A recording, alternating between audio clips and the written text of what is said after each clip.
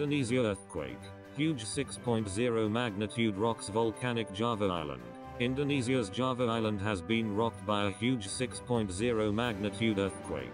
The US Geological Survey, USGS, has confirmed, shaking buildings and sending residents fleeing from the homes on nearby Bali. The latest earthquake to hit the stricken country is located in the Bali Sea, with a depth of 10.4 kilometers. It shook buildings for several seconds on nearby Bali, with some residents briefly leaving their homes in the island's capital Denpasar. The USGS put the epicenter as 40 kilometers, 25 miles, northeast of Sumbaranaya on nearby Java Island.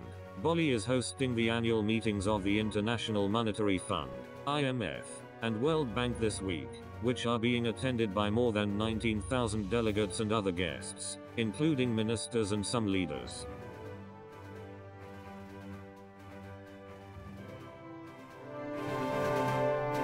Thank you for watching. Please subscribe to us on YouTube. If you like, donate to us, visit home on the page PayPal.